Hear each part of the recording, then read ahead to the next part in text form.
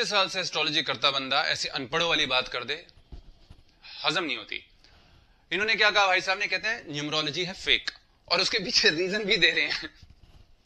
सुनो एक बार इनके रीजन सुन लो, फिर मैं आपको बताऊंगा भाई साहब ने क्या भंड मारा है।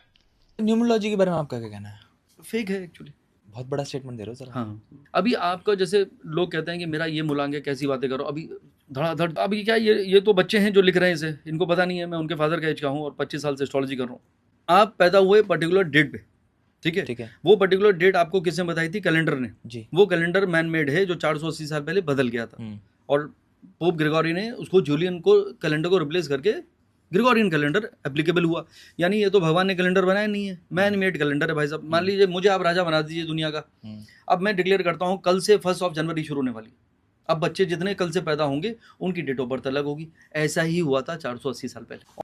तो आप भाई साहब कौन से मूलांक हैं? तो जब उसका बेस ही बेसलेस है।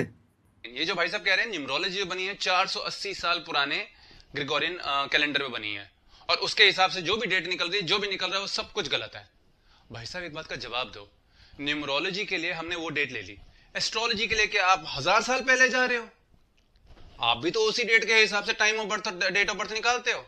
अगर न्यूमरोलॉजी की काउंटिंग गलत है, अगर न्यूमरोलॉजी की कैलकुलेशन गलत है, तो एस्ट्रोलॉजी कैसे ठीक हो गई? इसीलिए बोलते हैं कॉमन सेंस थोड़ा यूज करो। 25 साल की पढ़ाई का मतलब ये नहीं है कि आपको सब कुछ आता है, आप आधे अनपढ़ रह गए। अब मैं आपको बताता हूं लॉजिक क्या है।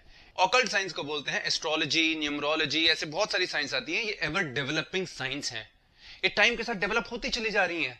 आपको नहीं समझ में आ रहा, लेकिन समझने की जरूरत है। अब आप एक काम करो, आपको न्यूमरोलॉजी सीखने की जरूरत है, और आप 4 साल पुराने बंदे के पास ज्वाइन करो। मैं आपको बताता हूं न्यूमरोलॉजी क्या है, और माइंड एम्प्टी लेके आना, भिड़ने मत आना, वरना फिर दीवारों पर सर मारते नजर आओगे। ठीक है ना? हर हर महादेव।